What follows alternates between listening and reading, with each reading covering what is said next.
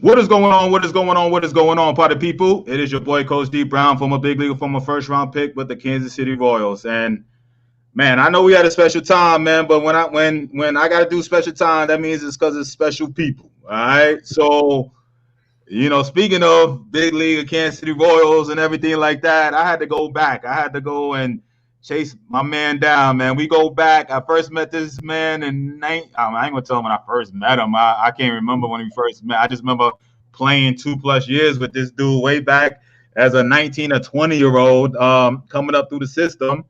And it was this dude that was a great athlete, could play, could catch, outfield, run things down, tough AB, hard nose, talk junk to you, keep you on your toes. And just was a great teammate, one of the coolest dudes ever, straight out of H Town. All right. And it's just so when I heard one day I'm watching TV. This is how this whole thing goes when you're especially in this baseball community. I want to say maybe about 2 years ago, I'm watching a baseball game, SEC baseball game and it just so happened watching with one of our teammates, and we're talking, and Vic Radcliffe's been on the show a couple of times, and we're watching the game, and I just happened to, I wasn't watching too many college games, and about two like an hour or so later I turn it off and I go watch something else. An hour later, Vic texts me and says, "Yo, Pat Holm, Hallmark?" I was like, "Yeah." He's like, he's a pitcher coach. And, the game we were watching. I was like, "Stop playing." He's like, "Yeah." So I look him up. Boom. All right, the Mizzou pitching coach is Pat Hallmark. I chase him down and here and there, a couple of stops here and there, and boom. All right, just watching the game. I turn back to the game and realize my boy is the pitching coach at Mizzou. So this is how this whole baseball thing works in a small community that it is. And like I said, I'll make special exceptions to my boy Pat Hallmark, now at the University of Texas at San Antonio, Division I school in San Antonio, Texas. Love that area. Great city. And Big Pat, man, finally chased you down, man. It's good to see you on, man. What's going on, Big Pat? D, I'm pumped to be here, man. I don't think I can live up to that introduction though. About the only thing you said that was true was we used to talk junk to each other. I'm not sure about all the compliments you gave me there. I wasn't near as good as some of you guys. I know that. So it's fun to be here, man. It's great to see you. You look fantastic. Appreciate it, bro. Appreciate it, Big Pat. You do too. I like the salt and pepper, looking like a young Richard Gere, looking like a Richard Gere out there. A lot of wins and losses mixed in there. Who's pitching next game and all that good stuff. So, yeah. All right. Hey, so yeah, so we got a couple guys. What's up, Jake? What's up, Russ? What's up, Pierre? All right, we got Chucky. Remember Chucky over the Bat Boy in Wilmington? All right, we got Big Ty Meaty says Hallmark. Holy cow, no way. You know what I'm saying? So, and we got Birchie, Matt Birch. So we got some of the Royals guys chiming in, and we gonna get a few more. I guarantee. Yeah. So. Shout out to all my ex-players, my ex-teammates and stuff, and including my boy Big Pat. So, listen, man. The good thing about this, man, I love to know the history behind these coaches, and we're gonna learn about your program, man. I know a good part of the the Pat Hallmark leading up when he was battling an A-ball over there. We all trying to just make it, right? But I want to know that background, man. So let's go from the beginning. Tell the where you from. And playing career to coaching career to where you are as a head coach now at University of Texas at San Antonio.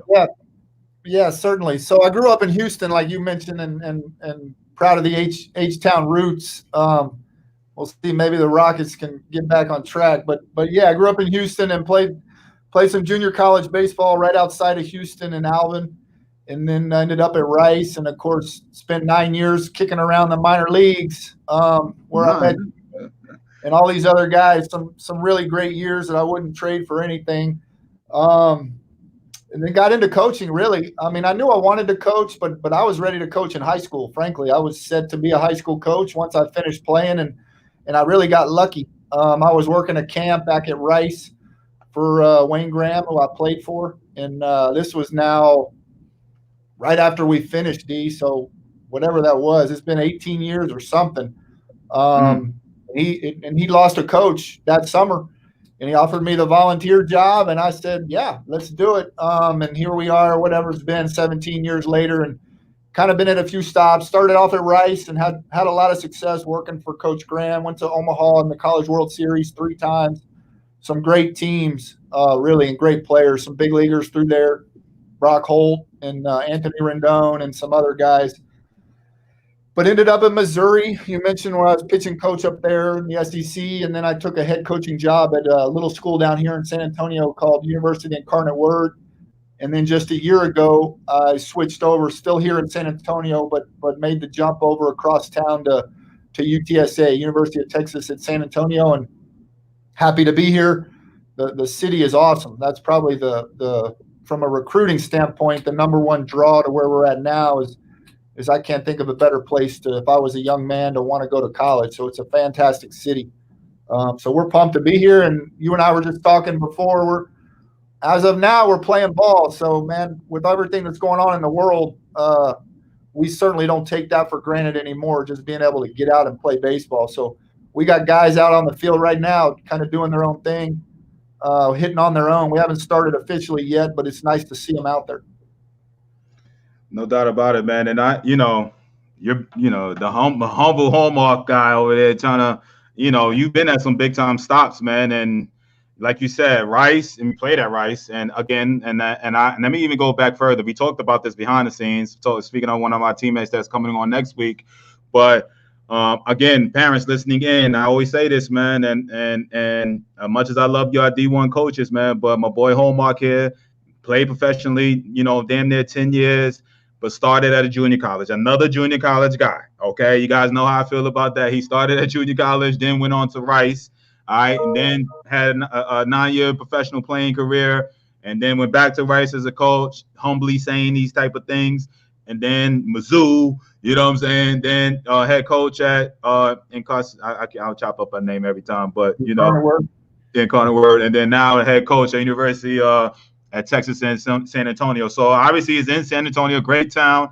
All right. So let's talk about the actual school, the conference, because I want to know. I mean, obviously I heard of the school, but I don't know the conference. I don't know the background, anything like that, man. So from a school standpoint, Big Pat, where, what conference are you guys in? How many kids is in the program? And it is a D1 school, right? People may not know that, but it is a Division I school. Tell me a little bit about the conference and where you guys playing, man. Yeah, so we're in Conference USA, which has Rice in it. So I was at Rice for 11 years as an assistant. Wow. We were really good those years. Mm-hmm. Again, went to Omaha 3 times. But the reason I bring that up is it was a relatively smooth transition when I was able to get the job here because I knew the conference, which is Conference USA. So we're talking. Okay. Again, kind of the perennials are Rice, at least a few years ago, and Southern Mississippi and Florida Atlantic are kind of the big baseball schools out of there. Louisiana Tech is tough, but lots of good schools, Middle Tennessee State, Marshall, and Florida International, who's got as much talent as anybody. So a lot of good teams spread out all over the southern and middle part of the country. So it's good baseball. We're trying to – UTSA traditionally has finished kind of in the middle of the pack over the years. Coach Shepard and Coach Aguayo are our assistants over here, and we're trying to build something special, frankly, and kind of instead of finishing in the middle of the pack, we want to start knocking on that door with the likes of Southern Mississippi and Florida Atlantic who have done a great job in this conference. And Coach Barry and Coach Mack at Florida Atlantic do a sensational job. So we're just trying to get up to their level and build something lasting here, and we're excited about it. Like I said, the city we're in is awesome. So and it's Texas, which means good baseball, like any of the Sun Belt or South and Western states. So we're trying to find the best players we can and start competing with those guys, and maybe while we're at it, knock off one of these big schools in the state. A couple years ago at UIW, we were able to knock off the Longhorns and the Aggies in the same year, D. Nice. Nobody thought we could do that, but nice. We're going to try to do that over here, sneak up on some people at least for a while, and then hopefully a few years from now, we won't be able to sneak up on them anymore. But at some point, you got to sneak up on them. So that's what we're trying to do, yeah. So this past season would have been your second season there? Here. Yeah, it would have been. This was my first. COVID was our first year. My staff and I's first year at UTSA. So yeah, it was interesting. Oh 17 wow. games. 17 games and the season ended. We Wow. were 10-7 when it ended, which was okay. We'd like to be a little better, frankly. Mhm. But it was enough to learn the players, certainly, and what we had from a personnel standpoint. And we got a lot of them back. We got a lot of new faces, too. So we're excited for year two. I guess we call it kind of year 1.5, really. We'll Mm, see. mm, mm. So, So yeah, that's crazy. You're about the. I mean, you're probably about the seventh, eighth coach that I've had on that took on a job, for the first year and had to oh, deal with this yeah, COVID stuff, man. So it's yeah. man, it's been tough. I know it's tough for you, man. And the conference, I didn't realize, where you guys, there's some good ball, some Oh, yeah. really good teams. And the Florida Atlantic coach, he was supposed to come on. He like you talking about technical difficulties, couldn't get on. But yeah, we've and I say you, but obviously you're here. But talking about you didn't need a Facebook account. But the I had to make you schedule a special time for me, D. hey, and I do it for, like I said, for you. You know what I mean, my boy. I'll definitely make it happen. I was just, this is what happens, fam. My family out here. When I get my boys, you know what I'm saying? Like, I got to chase certain guys down, man. You know what I'm saying? He's one. So very, very, he's doing things, starting up his new program over here, and he's busy. So, but I'll make room for my guys now. This is the only way I get to talk to him now. You know what I mean? He's a busy dude. So it's just, we got to catch up online. You know what I'm saying? So Well, I'm grateful. In all seriousness, I am grateful you were able to move some stuff around. So I'm pumped to be here with you. And man, it's been too long. You know how this stuff is. It's great to reconnect, and we always feel like we're going to connect here soon. And then you look up, and 2 or 3 years and a head full of gray hair later, and you finally connect. So. Yeah, it's in there too. Yeah, trust me, it's in there too. I'm all over, So yeah, it's just crazy. I mean, it's just where we are. You look good though. You look at the Just for Men going with the. No. It's the grades is mixed in. The grades is mixed in. It's just the sides. I cut it, but once it grows out, it gets really great. But this definitely is great. This is salt and pepper all day. So, but yeah, this is so anyway. San Antonio, brand new program. So how obviously being in Texas, that's big. Beating and getting to battle these Texas schools. I mean, we all know the type of talent you come from there. You've been recruiting in that area for at Rice for many years, man. So now you're the head guy at UT San Antonio. All right, Conference USA, good good conference. How tough is it when it comes to recruiting in the state of Texas with so much talent? But then you got everybody in state and out of state, coming in taking out the top talent. Are you just stuck to Texas? Are you going in and out out of state too to recruit some guys or what? Well, we do mostly recruit Texas, and it's all. I get this question a lot from parents, and the bottom line is simply time and money. Like everything in life, to be very blunt, it's about time and money. So we mostly recruit Texas just because we're limited on time and money, and obviously the kids closer to home are more likely to come here. That being said, we are not opposed at all to kids from out of state. So this year in our class that just got here, this freshman class, we have a young man from Arizona, and so we're certainly open to and would love to recruit out of state. I'm waiting for you to send me one of them talented big right-handed pitchers from Georgia, D. Okay. No, but we do mostly stay home. The other part of staying home, that it's the money issue that I mentioned, is it's in state. So from a not that UTSA is inexpensive, but relatively speaking, when you look at colleges nowadays, if you're in state, we are relatively inexpensive compared to some of the private schools. So what are the prices of that? For everything, this is books, tuition fees, a dorm room, and food and everything. Here at UTSA, you're looking at about 22.5, 23. In-state, right? Yeah, compared to, I don't know what it is now, but compared to my days when I was recruiting at Rice, you're talking about $60,000, and it's probably more now. So just realistically, that's a good thing for UTSA because it's, you're talking about partial scholarships like always in baseball. So when you're trying to recruit a kid and you offer them 40, 50%, it's a little more doable when they look up that number and it's 22 or 23 compared to 60 or 65. So yeah, that's another reason we tend to stay closer to home. And of course, the time, it takes longer to get to to get to Georgia or California. But we would love to get some out-of-state guys in here. Like I said, we have one now coming in. But there's a lot of good players in Texas.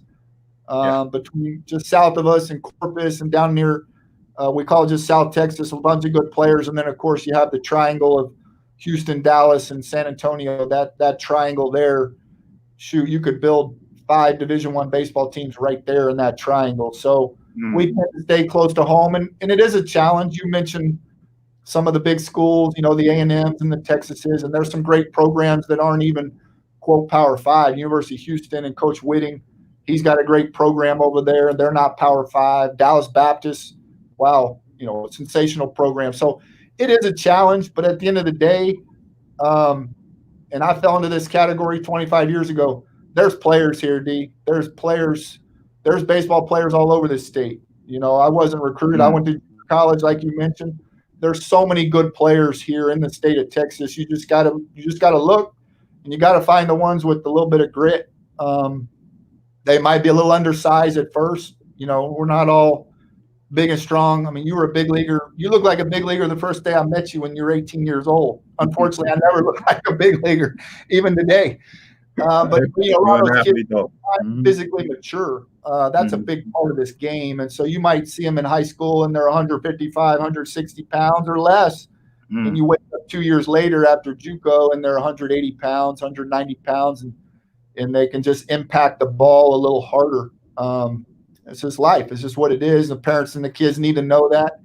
But yeah, here in this state, you can find ball players if you just keep looking. So that's what we've done over the last 2 years at UIW and now at UTSA, and we'll keep finding them.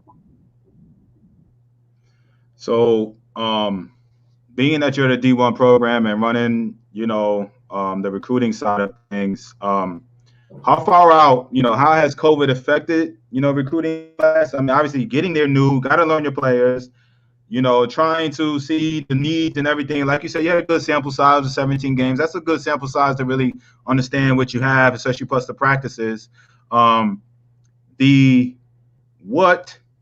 you feel like, obviously, your needs and how far out, you know what I'm saying? Because you're at the D1 schools, you hear the Rices and the Texases, they're recruiting 8th, 9th, 10th, ninth graders and stuff. Like, are you on that path? Where are you at when it comes to your school? No. Again, I'm going to speak maybe more frank than some people. I don't know, but I enjoyed my time at Rice and at Mizzou because we won a lot at both places. But from a recruiting standpoint, I don't know how many coaches will admit it, but every single one of them thinks this or says it.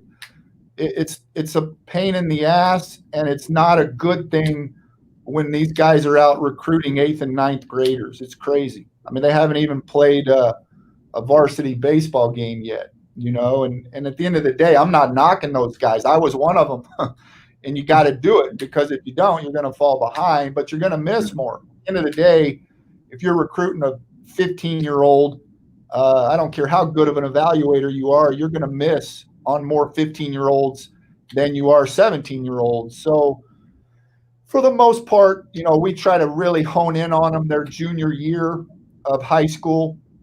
We try to get a good, like everybody, you try to get a good network and good information going so that after that junior year, when they hit that summer circuit going before their senior year, frankly, like at least everybody knows, those guys throwing 92, 94, they're 8 up. They're committed. But there are plenty of guys, especially around here, like I said, from Corpus Christi, which is south of us, up to Dallas and over to Houston. In that's a big area. But in that area, you see tons of guys throwing 84, 85 as 10th graders, maybe throwing 86 as 11th graders.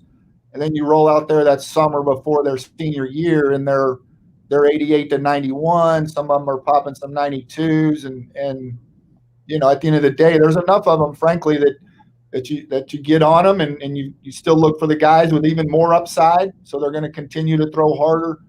We look up. Everybody's looking who can spin the ball a little bit, and probably I don't know why this isn't looked for more, but you got to throw the thing over the plate too.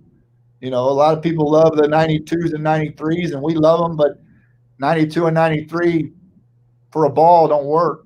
So the kid that can hold, 88 and throw it over the plate and loves to compete, we love those guys. And that's what we're looking for, frankly. So they're out there. But back to your original question, I don't miss recruiting 15-year-olds. And I never recruited an 8th grader, but I see all the time, heck, they're committing 8th graders now, which I don't even understand how that works, but it is what it is, so yeah. Well, I'm not saying I won't do it if I'm at those schools, but again, I don't think it's a good thing for the kid or the school because you're going to miss. At the end of the day, you're going to miss a lot.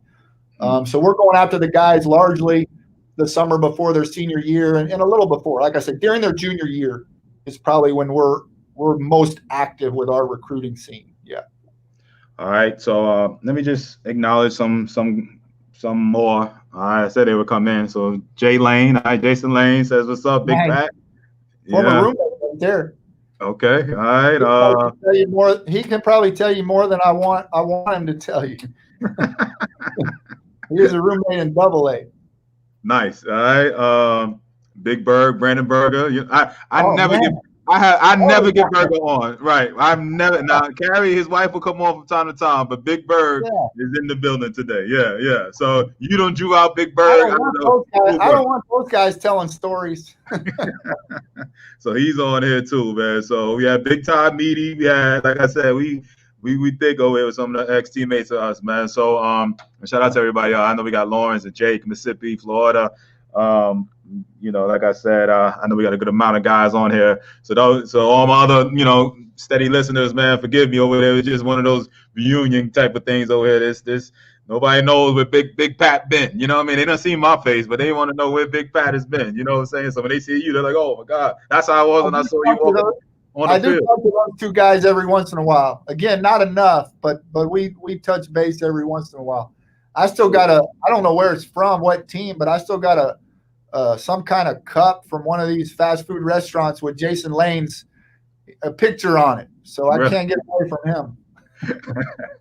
Yeah, Jay Lane, he listens in a lot, man. That's my boy. So yeah, he's I didn't realize you guys are team, roommates. So that must have been some interesting talks. So Jay Lane, boy, especially talking hitting and some other stuff between the both of you guys. But all right, so recruiting and you're a little different than most of those guys. You kind of do it the old school way. It's like, let me get that guy that's a junior. People might, slept on a little bit, and which nowadays it was like that was the time to recruit him. You know what I'm saying? But now it's like, by the time he's junior year, he ain't got too many offers. It's like you worry. You know what I'm saying? But you still plucking those dudes up. And how far are you from Waco? Speaking of, this is off topic. How far are you from Waco?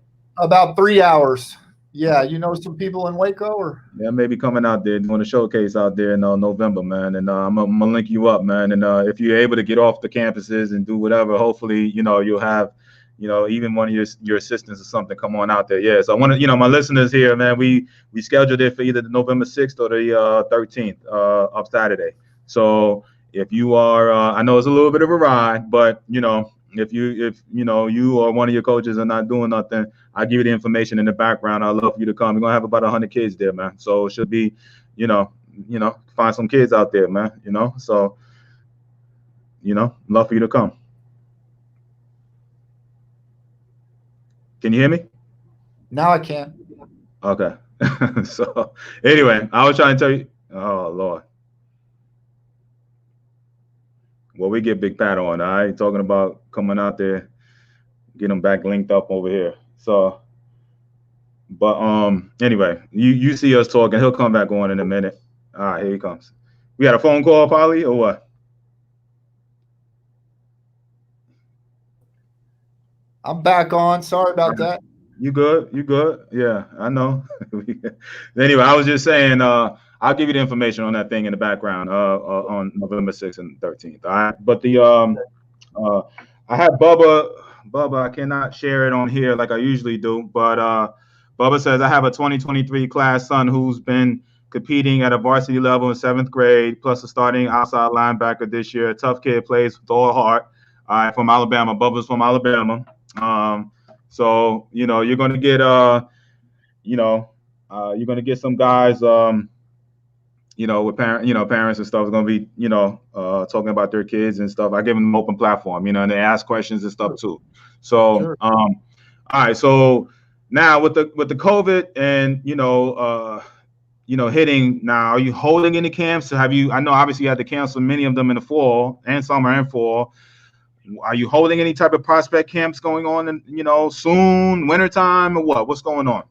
We're not, only because we don't know when the NCAA is going to open up the get us off this dead period. So we have nothing scheduled because we don't want to schedule it and start getting people registering and then having to refund all their money. That's the issue right now. So we're waiting. Everybody just kind of, I think everybody's in the same boat, at least on the Division I level. Everybody's kind of waiting on this dead period to be lifted, and the rumor is it might get lifted for October 1 because the D2s have already lifted it. But that's just a rumor. That I know nothing behind the scenes, but that's the reason there's no camp scheduled. Traditionally, D, we would have a camp, a fall showcase camp and a winter showcase camp. So basically in November and then early January, when the kids are still on Christmas break, we do camps both those times to try to find some guys. Going in, like I said, going into the high school season in January, it's a good time to hold that stuff. So that would tentatively still be the plan, but we gotta see if they're gonna let us. All right. So, yeah, I think everybody's in that same boat with your D1 guys, man. But Yeah. Mike in Oakland says, what position is your priority to recruit this year? Yeah, Mike. At least with me personally, it's going to be pitching every year. I right or wrong, and way more right than wrong. I kind of cut my teeth coaching for Wayne Graham at Rice, who's a legend and a Hall of Famer and well deserved and won so many baseball games. I learned so much from him, and he used to tell us, when you think you got enough pitching, go out and get some more. So it all starts up there on the mound. We all know that. So pitching is a priority every year. And then from there, though, I think probably the question you're really getting at, which I think is important, at least, again, this is just me personally, we try to recruit the middle of the field. So obviously that's pitching. They're squarely in the middle of the field. But beyond that, we try to recruit shortstops and center fielders and, of course, catching. Catching is more specific to the position. But we love shortstops and center fielders because if they can play that at their high school or at their summer team, we all know they're probably versatile enough to move around to left field or third base compared to a guy that might play second base or left field. You can't always move them around as often. So, again, that's not to say we don't recruit corner outfielders or we don't recruit the other positions, but they better bang a little more. If you got a shortstop or center fielder and he can defend, and maybe we want him to hit too, don't get me wrong, but that versatility is very important, especially when you're talking about 11.7 scholarships.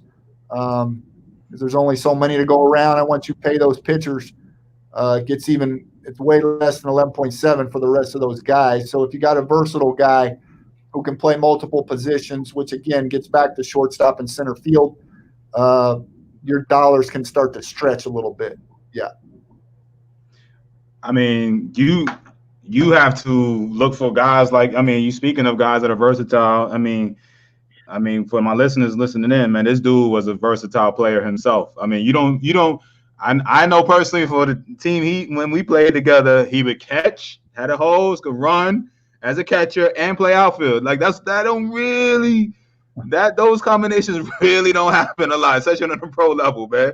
So when he looked for vertical, hit it over the fence, D. That was one big shortfall there.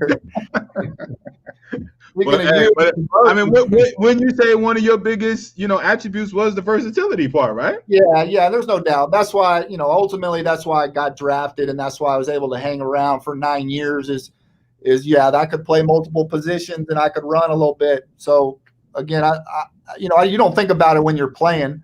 You're just trying to survive, or at least I was. I was trying to not get released and play the next year and maybe make it. But as a coach, you certainly can. Looking back, I can see why, maybe in a spring training meeting, a coach might say, "Well, I'm going to keep Hallmark and cut this other guy because I gave him some options."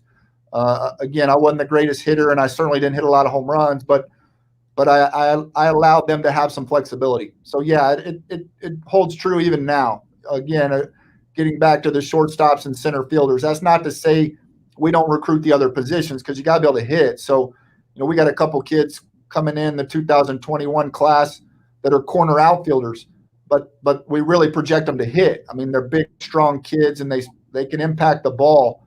But again, if you're going to take a chance on a guy, he's got to be versatile enough to play multiple positions. Yeah. I love that. All right, I love that. Speaking of the 2021s, I got a question. Javier in Florida says, are they looking for any 2021s? We are still on the mound. And again, we would never pass up a player that we think can help us win. But in terms of scholarship money, which we still have some available for the 2021 class, we kind of have it earmarked on the mound, because we have 6 guys committed, position players, and just 2 or 3 arms. And we feel like we need some more arms. Like I said, we never have enough pitching. So we are looking for 2021s, but mostly on the mound. Yeah. All right. Stephanie Prieto says, what's up? Haven't seen Pat forever. He said the Prieto says hi. So we have Steph on here. All right. It's a blast from the past. Way right, back. Exactly. All right. So Bubba says, so would you recommend pushing the utility aspect when promoting a player? Absolutely. Again, I don't know what these kids hear. I think the select ball coaches around our community do a great job of that. And I had breakfast with one guy this morning, and we were talking about this. And I have a kid who plays with my son. My son's in high school, and he's got teammates, and he's got a kid who plays with the catches. He's very good. He's going to be a Division I player. And I saw him play shortstop the other day. And he's played with my son for 4 years. I've never seen him play anything but catcher. And he was good at short. And I told him, you need to play short. When they get out there for these tournaments, they were just at the field jacking around. And I said, because if nothing else, it just tells the coaches like me that you're athletic. I never knew he was such a good athlete, because he just sits back there behind the plate. So absolutely, anytime you can play multiple positions. Again, if I go to a game or Johnny, Division I coach, goes to a game, and I watch a kid play third base for 5 games, and then all of a sudden, a month later, he's playing center field, and he looks competent at it, that's just going to make me like him more. So, yeah, the more they can play, the better. I know. I already know the type of let's get into that, all right?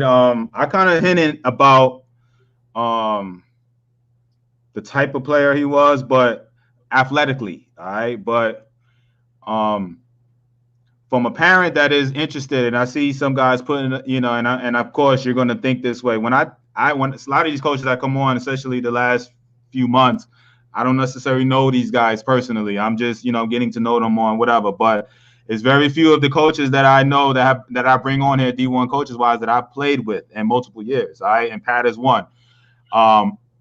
Big Pat, what type of player, all right, do you look? Because I remember the type of player you were. All right, and you wasn't scared. You were, like I said, you was always ready to come to the ballpark, ready to play, and it didn't matter who was up there, whatever, and would keep his teammates on their toes, meaning like his own teammates, and definitely ready to ride for their, for them against the other team. So, do you find yourself, gravitating towards those type of like hard nosed grinder type, ready to come and play regardless of talent type of thing? Absolutely. I think that's even more, and this got me in a little bit of trouble in pro ball, because sometimes I didn't know where the line was, and I crossed it. It got me in trouble, and it should have got me in trouble. In other words, I got hit a few times. But yeah, I think in the college game it plays a little better. You play less games for one. So in pro ball, it takes a toll on your body when you're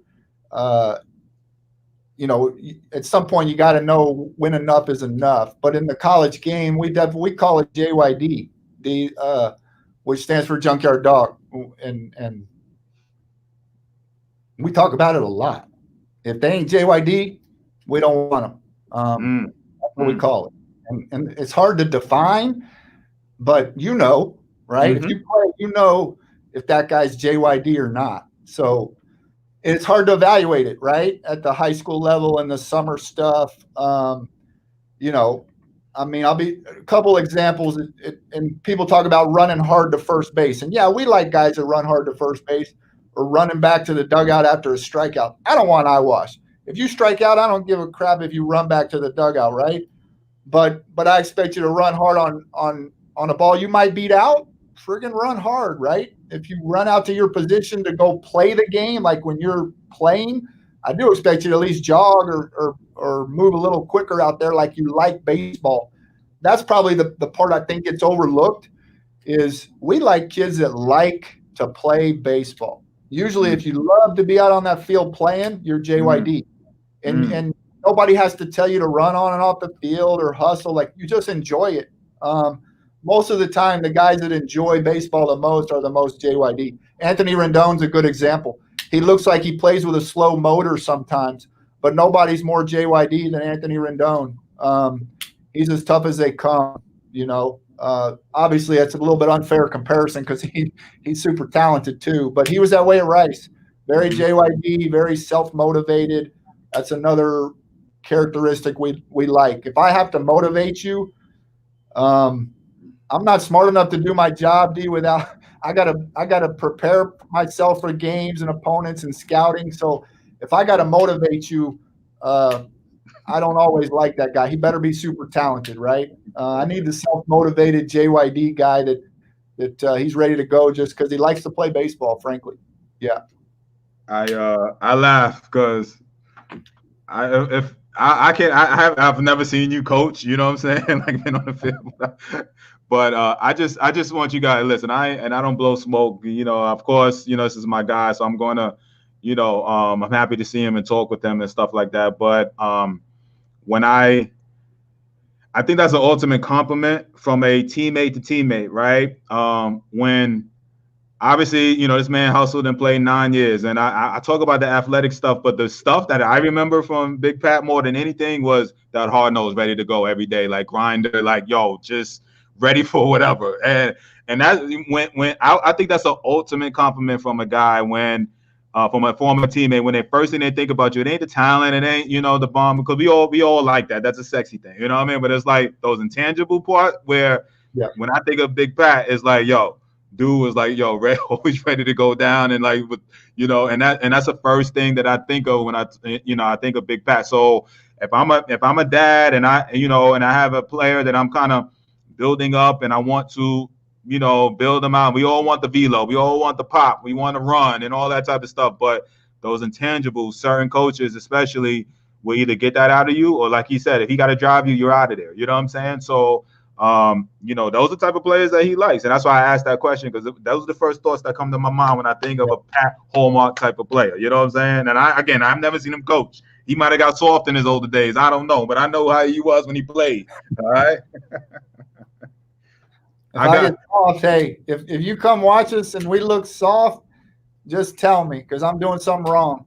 I will. You know, I will. I'll be like, yo, Big Pat, what's going on, man? So what's up to my boy Jamie Brewington? What up, Big Brew? Brew says, ask him about Shane Anderson, one of my former players, freshman over there. Yeah, he's actually the young man I mentioned that we have from out of state. Yeah. From Arizona. Yeah. So we're excited. Like I said, we start Wednesday of next week. I'm not sure if we were talking about that on or before we got on, but we start Wednesday of next week. So the guys are kind of out there on their own, doing their own thing. So we can kind of see them around, but we had to jump through a bunch of hoops with COVID. I shouldn't say jump through hoops. Stuff we needed to do to make sure everybody's kind of in our bubble over here at the UTSA to keep COVID out, our bubble over here, so that the guys are doing that now. But Shane looks good. You know, he's kind of got the West Coast vibe going, which we need some of that around here in Texas. So we're happy to have him, and we're looking for good things from him. All right. You got Shane Halter in the building. All right. Shane Halter is in the building. All right. So another guy I used to wish I could play as good. You're getting all these guys, you and him. I used to go home after the game and say, damn, I'm a long way from being able to play in the big leagues. And I used to watch you and him. Yeah, big. It's funny. Like, I ain't a lot of these guys. You pulling these guys on. Even Brew was a Royal guy, but I think Brew came over, you know, trips, and you know he had. I don't think, you know. I know me and Brew played together one year. I can't remember this. They all fall in together, but I don't know if you played with him. But anyway, but Shane, yeah, definitely Shane, lifetime Royal, and his son was at Mississippi State. I don't know if he's still there. Right? I mean, Might be in Pro Bowl. I'm not sure. He's a very talented player though. yeah, he a Like Texas kid too, right? He was a Texas kid too, right? Yeah. All right, let me get any recruiting. Should Coach Hallmark a recruiting coordinator? Who would be the recruiting coordinator? Ryan Aguayo, Coach Aguayo. My other coach is Coach Shepard, and they I don't want to sell him short. He does a lot of the recruiting too, but Coach Aguayo probably leads it, at least in terms of who to contact and reach out to. Yeah. All right. And what I always do, you know what I'm saying, Big Pat, I always have, if it's a Twitter, if it's an email, anything that you want from film wise, these parents to send you, it could be a recruiting guy, you just tell me, you know what I'm saying? And and I'll say that towards the end of the interview. All right. Any of that stuff they send, just mention that they were on this, and we'll make sure we reach back out to them, and again, we'll let them know where we're at or what we think, and go from there. All right, you heard it here. All right, tell them you saw it, and you know, if anything, I'll and like I said, some of those, you know, parents, especially the good kids, they reach out to me and with video and stuff, and I'll personally, like, yo, you know, I like this kid, or I seen him personally, you know, and I recommend this kid. I always do that. So you know, obviously you guys make the choice in what you want to do. Anyway, so like we said, camps, hard-nosed player, University of Texas, San Antonio. So what's the long-term vision, man? I know that this from, you know, this 2021 class will be technically your first recruiting year, right? If I'm not mistaken. It'll be our second. So with the kids that are in right now, the freshmen that are on campus right now was our first recruiting class. But it was late, you know, like you mentioned earlier, we started recruiting these guys when we got the job, which was the summer before their senior year. So but they are our first recruiting class. But we got a little late jump on them because we weren't here. But it's a good class, big class. You know, we tried to bring in a lot of guys, so we're excited about it. Yeah. All right. So my point, I had a point when I was asking about what the recruiting class and just starting with the second year, but when it comes to, and I know you always like the pitching, you know, being an ex-catching guy, I mean, I see a lot of catching, and I see the trends. I mean, catching guys become managers, but pitching coaches wise, is that always tough to do? Like, you know, being a catcher, and, you know, obviously you had that relationship with the pitching guy, you know what I'm saying? I mean, with the pitchers, is that a tough transition to coach pitching from there, being a catcher? I see a few guys do it.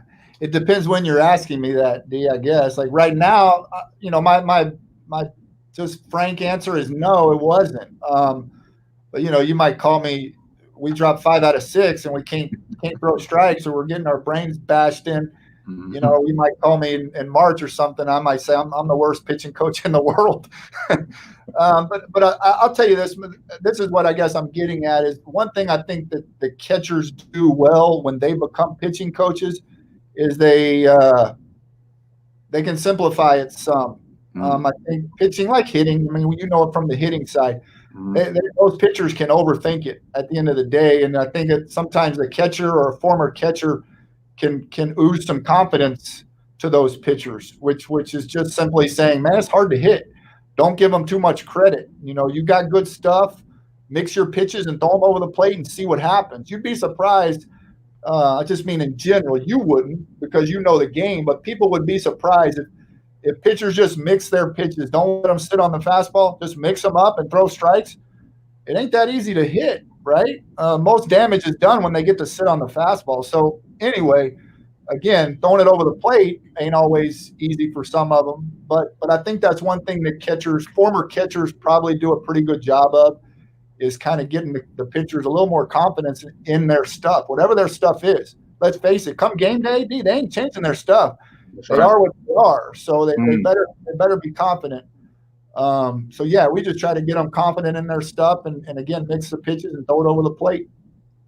So when you know, you've been doing this for a long time and been at some big time programs, and how when you get these freshmen in at a D1 program, all right, playing, at right now you technically, outside of the Power Five, but Rice is outside of the Power Five, but you can't tell me that's not a big time program, right? So, when you're at these type of programs, how quickly or how long does it take for that incoming freshman pitcher or position player to make that transition to becoming, somebody that you can rely and trust in?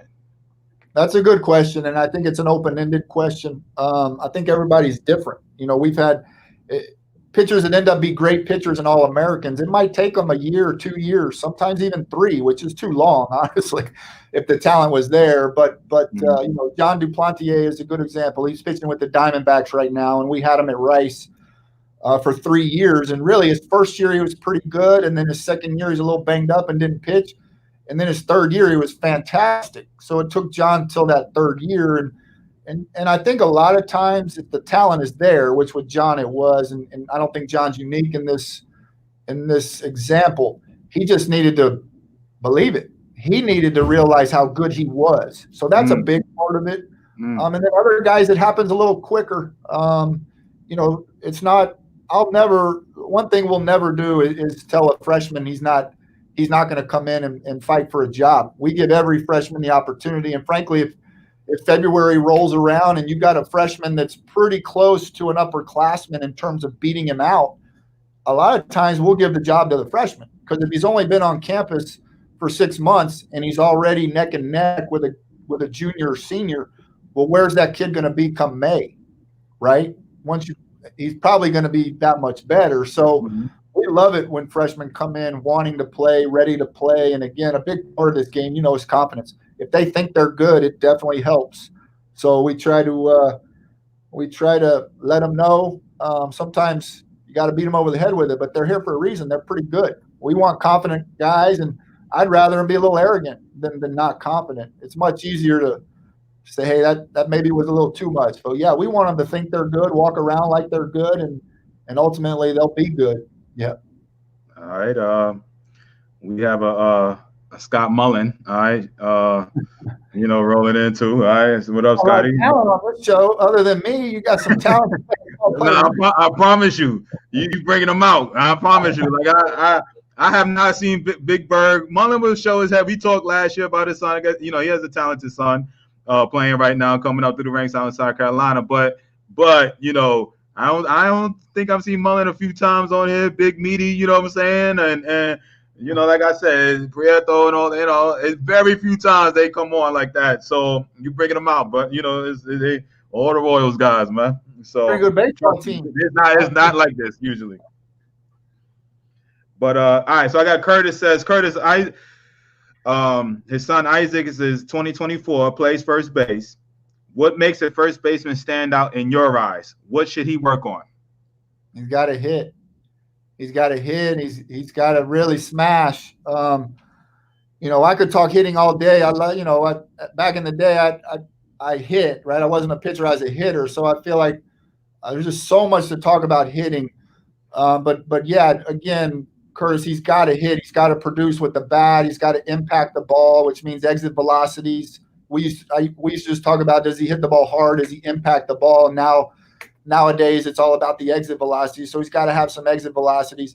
And I wouldn't get too caught up. Most college coaches that know what they're doing, and frankly, most of them do.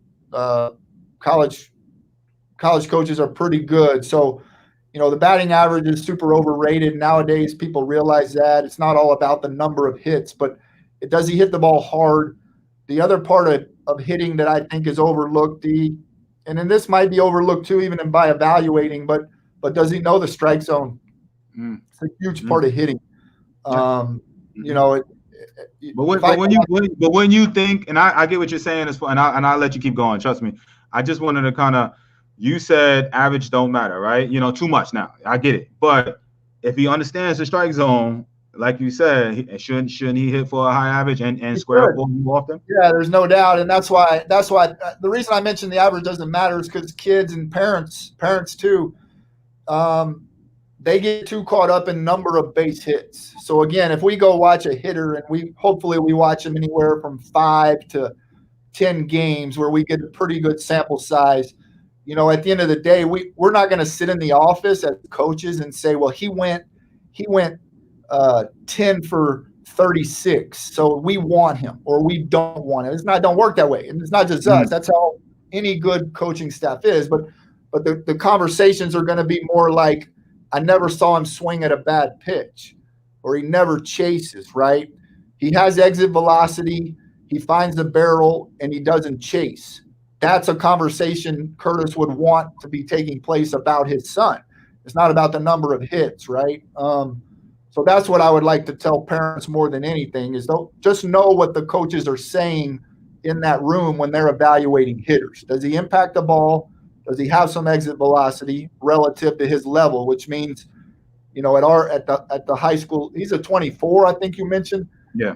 Honestly, I don't even know what the exit velocity should be because that means he's a freshman. And my son's a freshman, and I don't know. But let's just say he's a junior or senior. You're going to want a guy who can get some exit velocities into the 90s. Not all the time, but some, right? And then if he can do that and he knows the strike zone, these other things, like you mentioned, start to take care of himself. He's going to hit for a decent average. He's going to get on base via the walk some, which means he's a productive player, which, again, a good coach is going to say, I want that guy on my team.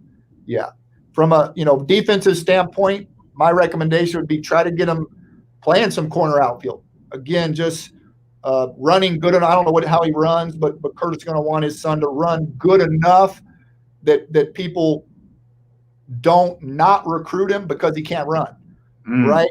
So he's not a great runner. That's fine, but become a good enough runner that my assistant coach or me or any coach says, well, he just can't run. At least say he's an average runner, something like that. And then the box of hit and controls the strike zone and things like that. So you don't want the negatives in the conversation. Even if he's not a great runner, don't be a bad runner. Yeah. I love that. I love that because your times may not be great, all right, but you just don't want to be so slow. You know what I'm saying? That absolutely. That's a great message right there. I hope you got that. All right, Curtis.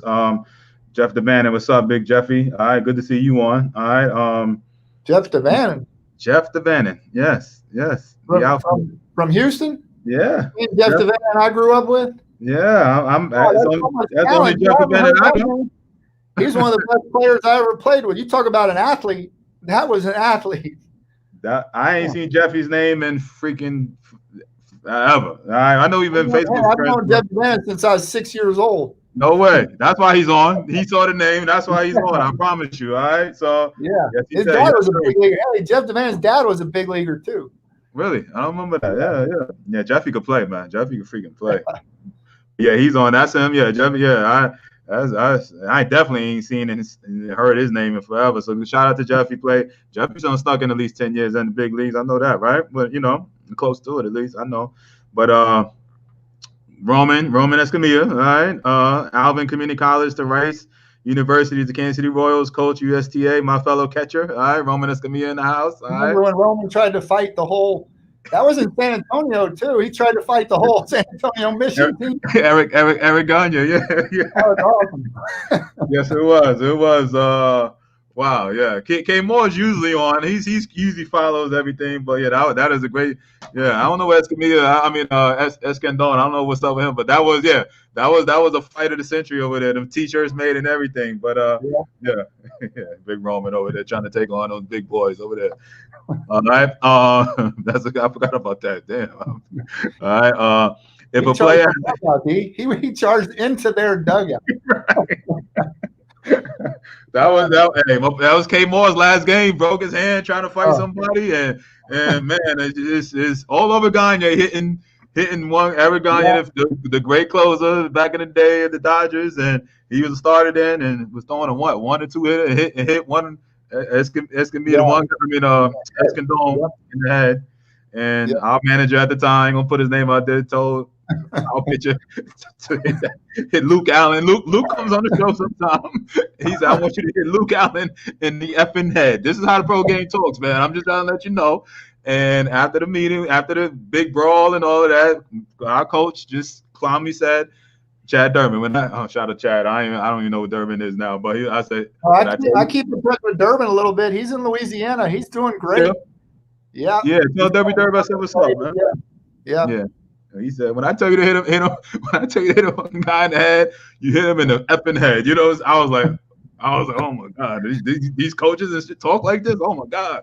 So anyway, great stories. Anyway, if a player has a great individual stats, but he's playing on a high school team that's not very good or the district isn't very strong, how does that player get noticed? What do you recommend that player does to get noticed by you? All right.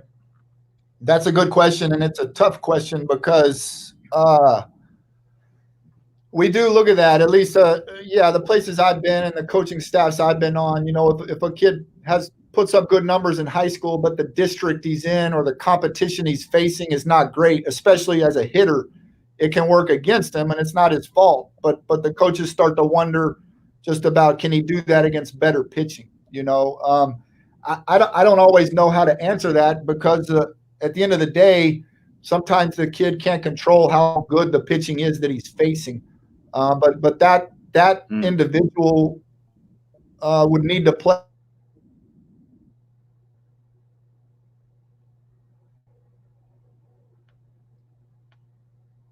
against that tough pitching. Yeah, and again, it's no fault of his own. I don't even like to say that, D, frankly, because it gets into money. Some of these select teams are so expensive, and we realize that. And I don't want to advocate parents to go spend a ton of money to play baseball. I don't think it should be that way, and unfortunately, it is. That's a whole nother show and a whole nother topic. So I'm really hesitant to even say that. I don't know how a kid who again, it's not his fault. The pitchers he's facing just don't have the velocity that can showcase what he can do. And again, I don't know if the parents want to hear it, but that kid often will end up at a JUCO, and then he can put the numbers up at a JUCO and go to the top-notch D1 or pro ball from the JUCO. Again, unfortunately,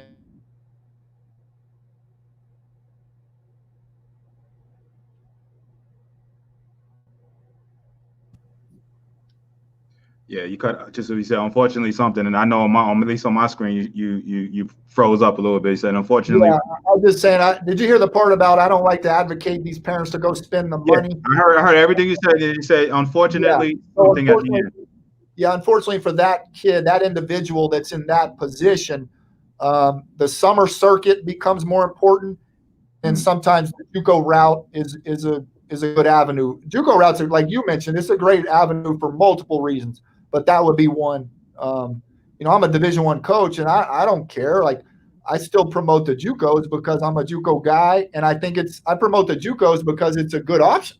At the end of the day, it's just a good option. The level is high, and you get to play. Nobody gets better sitting on the bench at the end of the day. So that's the other reason it's say it again. Can you say that again, Big Pat? Can you say that again, Nobody please? gets better sitting on the bench. Like they used to tell us, ain't nothing good happens after midnight. Go home. Nothing good happens sitting on the bench. Hey, and that's it. And I promise you, how do you feel about these guys that go out there and are chasing the Rices and the Texases? And I'm sure you deal with it, in the recruiting trail, man. And when deep down, like these guys, man, they going sit for one, definitely, 1 year at least. You know what I'm saying? Definitely, maybe 2. What do you say? This might surprise you, but I don't mind because that kid's not JYD. It goes back to JYD. If they got to play at that place, that's more about the status and the Twitter page and the stuff that comes with that. The kid that wants to be on the field playing is the one that ends up winning a lot, and we like to win. So I don't mind, and I get it. It's the world we live in, and I'd be a liar if I didn't tell you when I was 18 that stuff caught my eye too. Yeah. It takes a very mature 18-year-old to look at the University of Texas at San Antonio and consider that as valid an option as Texas A&M. It is what it is. There's more bells and whistles over there. So we try to call it like it is, and if that's what they want, we really do wish them the best. And some of them go there, they sit for 2 years, and then they become great players, right? And then that's awesome, right? But the kid that wants to get on the field right away, that's pretty fun too. Yeah, I love it, man. All right, my boy Will says, I love San Antonio. If he needs a speedy outfielder, I gladly send him Will Jr. And they're out of Southeast Florida over there. So Good players over there. Woo. yeah, I know. I'm about to say, shoot, it's hard to, I mean, Texas has got their own set of really talented kids, but yeah, Florida's right there too. Coach So, Mack's backyard at FAU. right. I wouldn't mind dipping in there because FAU is pretty tough. So they're Yeah. finding a lot of good players that Miami and Central Florida and Florida are not getting. It's Florida. It's like Texas, all through the South, all across there. There's good players everywhere. No doubt about it, man. And so speaking of good players, and speaking of how they can the guys like Will and stuff that have some good kids and stuff like that. How do you like to be reached, Coach Hallmark? Email's the best way. Yeah, you can get my email and Coach Aguayo's email off of the internet, our website. UTS. What is it off the top? So I'll post it over here just in case. We'll share this. I can pull it up. I'm gonna have to look exactly. I don't know if it's UTSA. Yeah, it's UTS. I think it's Pat.Hallmark or something like that. I'll look it up. My email, yeah, it's Pat.Hallmark at UTSA.edu. Pat.Hallmark at UTSA.edu. All right. Yeah, USTA, right? UTSA. Yeah, I'm thinking. .edu. All right, cool. All right, and so for my parents that have some decent kids, now listen. All right, I'm willing to help any kid, okay, and any parent, and I do this and I provide this service over there. But when it comes to my boy, all right, you know what I'm saying? I'm just keep it 100. All right, don't be sending them no random junk. All right, I want my boy to turn his damn program into a powerhouse over there. So if you lose, I understand. You guys are a fan of the show and enjoy these coaches and stuff like that. And every dad wants their kid go D1. Every kid wants to play D1. I get it. But if you got little rumblings and stuff like that, all right, don't be like, yeah, I was on Coach D Brown's show, Coach D, and send you some junk. Then my boy Pat gonna be like, yo, D, man, what your followers sending me, all right? So I'm just gonna keep it 100. I usually don't say that because I keep it open for everybody because to each his own. I may think your kid is all of this, and Pat may think he's a scrub. I'm just saying, just make sure you ain't sending them sluff. You better be a D1 caliber talent. I want him to be like, man, I want to come on your show again because I get some great talent over here. All right, I'm just word for thought. All right, any other coach and stuff. I know most of the coaches I all love and enjoy, but this is personal here. We go back 20-some years. All right, let's go. Anyway, that was just a shameless plug over there. All right, so. I'll be bugging out here. So Big Pat, man, listen, I know you middle of the day, man. I know you guys out there practicing with your boys, man, and I appreciate you taking out the time, and I thank you for coming on. And what I love to do, man, for all my guests that come on, I know we kind of rock, we spend a lot of personal time talking and catching up and stuff like that. I'm just happy to catch up with you. So when it comes to I always have my guests that come on, coaches and stuff, kind of give us a really good advice. You've been giving us good advice, but some strong message to kind of take us home with. All right, we had an hour or so on this live, but I'd love for you if you could kind of wrap us up with a great message to kind of take us home with, if you could. It could be about anything. Yeah, I'll try to, because we're dealing with all the COVID stuff. I'll try to follow just on those lines, because I had, like I mentioned earlier, I had breakfast with a summer select coach this morning in the San Antonio area. That was most of the conversation, was just how do these parents so it's already stressful enough for the parents and the kids basically competing and wondering, for most of them, you have that 5% that they know they're Division I talent and they got offered as freshman and sophomore, right? But 95% of them, a lot of the kids, am I good enough to play Division I or Division II or JUCO? Am I good enough to play in college? And then this COVID thing happens. And so now I think the stress level goes up, because it's not only am I good enough to play and the anxiousness, but now it's like, am I even being seen? Because most of the coaches haven't been out. Even the JUCOs that can go out at least around here, a lot of the individual colleges are saying, no, don't go, even if the big entity, the JUCO NCAA, whatever that is letting them. So, my advice at the end of the day is really life advice: is stay persistent. Enjoy the game of baseball. Get back to why you played baseball when you were 8 to 11. Mm. Fun, right? It sounds overly simplistic, but go play for the joy of playing. If dad or mom or coach has to make you practice, reevaluate. Play for the joy of playing, because that comes out to us as coaches. It really does go on display when we do get out to see you. And the talent is what it is. You got to work hard, but if you enjoy playing, you're going to work hard, because it's not work. I don't even like to use the term work when it comes to baseball. It should be some other term, because to me, it was never work. I was lucky, right? I just love to play. So, but at the end of the day, stay persistent. This COVID crap sucks. We are paying attention. I'm not the only one. There's coaches all over the state I talk to. We're watching live streams. We're watching videos that people send us.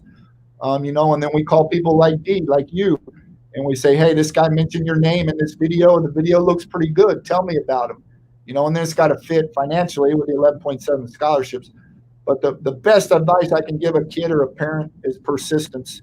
There's nothing in life like being persistent. Just stay persistent, and if you love the game, that persistence is going to pay off, and you're going to be grateful and happy and get a lot out of it, because it's a wonderful game. Stay persistent is kind of what I'd say. No, I love it. Great message, man, from my boy Big Pat Hallmark. So, speaking of streaming and stuff like that, Big Pat, all right. We have a few dates for my listeners that's still on. September 26th, we have a lockdown at Jackson State Junior College in Jackson, Tennessee, Memphis area. Coach Hallmark, we are going to be streaming a showcase on September 26th, which is a Saturday in Jackson, Tennessee. I would like for you to, I'll give you the link to the stream, and I'd like for you to, I'll have some ball players over there from multiple states there. We tentatively have September 19th set for here in Atlanta, Georgia. We have October 3rd for October 10th for Orlando. And then I just told you before, we're going to lock down either the 6th or the 13th there in Waco. And I definitely want, hopefully it'd be open and get one of your coaches if you could come over there. I know it's 3 hours. Yeah. Well, you might have mentioned this earlier. In Waco, where are you doing it? I'm gonna get all that, locked down. I just kind of, give me, I'm just kind of working out. We talked about McAllen Junior College, something like, Oh, yeah, McLennan. Yeah. Okay. We talked about it tentatively, but shout out to my boy that is listening, and my boy Jimmy Ayala, hooking that up for me. But yeah, they will definitely be in attendance. I don't know if we're gonna do it on their field, but we'll see. But I'll get you that information on November 6th and 13th. But I'll give you the dates for the other showcases outside of Texas that I would love for you to, be on with the stream, and I'll give you that information in the back. Okay. Okay. Listen, parents, you heard me say it. So September 19th in Atlanta. Shoot me a text, private message me, and I'll get you the information. We're trying to lock down the field. September 26th in the Jackson, Tennessee. It's a wrap. That's locked and loaded. We just added. Obviously, we got coaches like Pat Hallmark at UTSA will be in attendance stream wise. So we have a bunch of other schools that will be there streaming. We have two schools I know as at Jackson State. Their staff will be there, but then we also just included just now. Confirmed with them 2 pro scouts that will be in attendance there too. So it'll be a college / pro workout. I got the 2 confirmations from 2 pro scouts that will be there at the workout. So again, I'm just trying to, especially those 2021s that are uncommitted and 2022s that are uncommitted. This is basically for you, but I'm not shutting down the doors for everybody. If you want to come, if you can play 23s and 24s, but this is basically for that 2021s and 2022s. September 26th.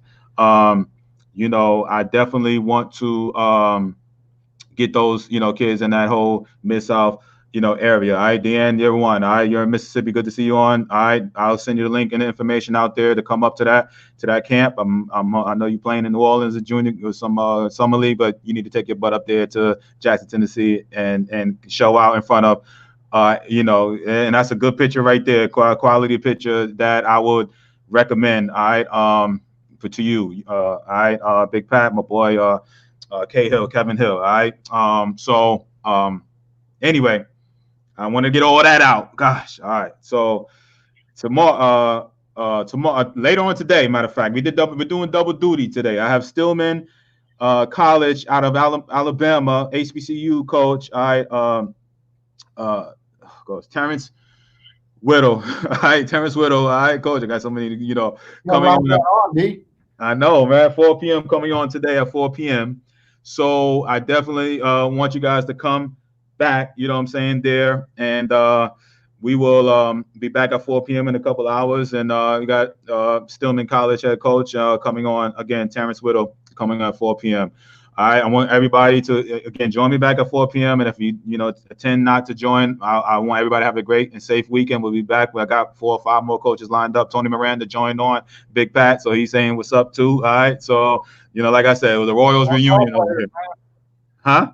That's another ball player. That's the straw that stirred the drink right there. Boy, damn. Yeah, we deep over here. All right, so my parents listening in, it's just like a Royals reunion. A lot of us guys, and just you ought to lead in. Tony's a national champion. They beat us in 1995. They beat Rice in the regional to go to the World Series, and they won the whole thing. So he's a national champion, in-state national champion right there. Well, we gonna definitely talk about that. We had that's what I said. We had a great comment. We brought you up a couple of days ago, man. So like I said, this is the beauty of playing the game. What your kids are going to experience, once they play in college, they're going to, meet lifelong friends and compete against guys that hopefully go on to play at professional baseball. And the more years you play, the more people you meet.